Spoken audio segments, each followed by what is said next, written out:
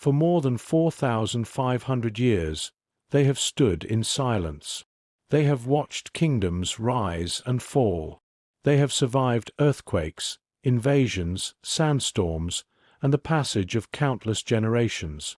Even today, they remain among the most recognizable structures ever built. The Pyramids of Giza. Millions of people visit them every year. Millions more wonder the same question. Who really built the Egyptian pyramids? For centuries, the answers have ranged from the believable to the extraordinary. Some claimed they were built by hundreds of thousands of slaves. Others insisted they were the work of a forgotten civilization. Some even argued that human beings could never have built them at all. But the real story is far more remarkable. To understand why, we must travel back to around 2600 BC, during Egypt's fourth dynasty. At this time, Egypt was one of the most powerful and organized civilizations on Earth. The Nile River provided fertile land, predictable harvests, and a stable economy that allowed the pharaohs to undertake projects unlike anything the ancient world had ever seen. One ruler dreamed bigger than all those before him. Pharaoh Khufu. Known to the ancient Greeks as Cheops, Khufu ordered the construction of what would become the Great Pyramid of Giza, a monument unlike anything humanity had attempted before. When it was completed, it stood approximately 146 meters, 481 feet, tall, making it the tallest man-made structure in the world for nearly 3,800 years. Its scale is still astonishing. The Great Pyramid contains an estimated 2.3 million limestone and granite blocks. Most weigh between 2 and 15 tons, while some of the granite blocks inside the king's chamber weigh more than 50 tons. Even with modern technology, moving and positioning stones of that size would be a massive engineering challenge. Yet ancient Egyptian builders accomplished it using tools and techniques available more than 4 millennia ago. The precision is equally extraordinary.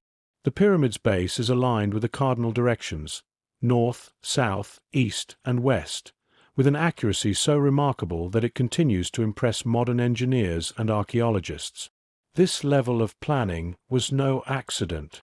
It required mathematics, surveying, organization, and thousands of skilled workers operating together over many years. Yet despite all we know, the pyramids remain surrounded by myths.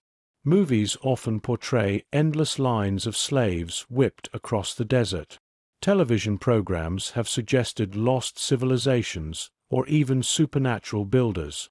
These stories are dramatic, but history tells a very different story, because over the last few decades, archaeologists have uncovered evidence that has transformed our understanding of the pyramids and the people who built them. The discoveries reveal not only who built these monuments, but also how one of history's greatest engineering achievements became surrounded by centuries of misunderstanding. And the truth begins with one of the biggest myths ever told about ancient Egypt: the idea that the pyramids were built by slaves. For generations, one explanation seemed unquestionable. The pyramids were built by slaves. It is a story repeated in films, novels, and television documentaries. Many people still imagine endless lines of exhausted workers, driven across the desert under the whips of Egyptian overseers. But the archaeological evidence tells a very different story. One of the earliest sources of this belief came from the ancient Greek historian Herodotus, who visited Egypt nearly 2,000 years after the Great Pyramid had already been built. Although his writings preserved valuable traditions, modern historians know that many of his accounts mixed observation with stories he heard from local guides. Today, archaeology provides much stronger evidence. In the 1990s, excavations near the Giza Plateau uncovered the remains of a large settlement where the pyramid builders had lived. It was not a prison camp. It was a carefully organized workers' village. Archaeologists found houses, bakeries, kitchens, workshops, storage buildings, and even cemeteries reserved for the workers themselves. The discoveries revealed something remarkable. The men who built the pyramids received regular food supplies, medical treatment, and proper burials close to the monuments they helped construct. These were honors that enslaved people rarely received in ancient Egypt. Animal bones found at the site suggest the workers were provided with large quantities of beef, sheep, and goat meat, indicating a surprisingly nutritious diet for the time. Some skeletons also show healed broken bones. This tells archaeologists that injured workers were cared for rather than abandoned. Many researchers now believe the workforce consisted of skilled craftsmen, engineers, quarry workers, and seasonal laborers recruited from across Egypt. During the annual flooding of the Nile, many farmers could not work their fields. For several months each year, they instead joined royal construction projects, receiving food, shelter, and compensation for their labor. Building the pyramids was not simply hard work. It was a national project that required planning, organization, and highly specialized skills. This does not mean life was easy. The work was dangerous. Heavy stone blocks, primitive tools, and years of physical labor undoubtedly caused injuries and claimed lives. But the evidence no longer supports the image of millions of enslaved people forced to build the pyramids under constant brutality. Instead, it reveals something far more impressive: a civilization capable of organizing thousands of trained workers into one of the largest construction projects in human history. If slaves did not build the pyramids, then another mystery remains. How did these workers move millions of stone blocks without cranes, engines, or modern machines? That question may be the greatest engineering mystery of all. If the pyramids were not built by slaves, then another question becomes even more fascinating. How did ancient Egyptians move more than 2 million stone blocks without wheels, cranes, or engines? For centuries, the answer seemed impossible. Some believed the stones were rolled on logs. Others imagined gigantic machines that left no trace behind. More extreme theories even claimed the pyramids could not have been built by humans at all. But archaeology paints a much more practical picture. Most of the limestone used for the Great Pyramid came from quarries only a short distance from the construction site. The heavier granite blocks, however, traveled nearly 900 kilometers from Aswan in southern Egypt. They were transported along the Nile River on large wooden boats during the annual flood season, when higher water levels made navigation much easier. Once the stones reached Giza, the real challenge began. Ancient wall paintings and archaeological discoveries suggest that workers placed the blocks on large wooden sledges instead of rolling them. One remarkable tomb painting even shows a worker pouring water onto the sand directly in front of a moving sledge. For many years, historians debated whether this was symbolic. Then modern experiments revealed something extraordinary. Moistening the sand reduces friction, allowing heavy loads to slide much more easily than on dry sand. A simple technique, but an incredibly effective one. The next mystery was lifting the stones higher as the pyramid grew. Although archaeologists continue to debate the exact design, most agree that the builders relied on a system of carefully engineered ramps. These may have been straight, zigzagging, or wrapped around sections of the pyramid as construction progressed. No single theory explains every stage perfectly, but together they demonstrate that the project was possible using known Egyptian technology. What made the construction truly remarkable was not one miraculous invention. It was organization. Thousands of workers operated in coordinated teams. Quarries supplied stone. Boats delivered materials. Surveyors checked alignment. Skilled craftsmen shaped each block with astonishing precision. Every task depended on another. The Great Pyramid was not built by one brilliant idea. It was built by thousands of people working together over many years with careful planning and discipline. The real miracle was never magic. It was engineering. And yet, even after solving the mystery of moving the stones, one incredible question still remains. How did the Egyptians build the pyramids with such breathtaking precision that they continue to astonish engineers more than 4,000 years later? By the time the Great Pyramid reached its full height, it had become the tallest structure on Earth, and it would keep that title for nearly 3,800 years. But its size is only part of the story. What truly astonishes engineers today is its precision. The base of the Great Pyramid is almost perfectly level despite covering more than 13 acres. Even more remarkable, each side faces one of the 4 cardinal directions with extraordinary accuracy. How did builders achieve this over 4,500 years ago? There is no single answer.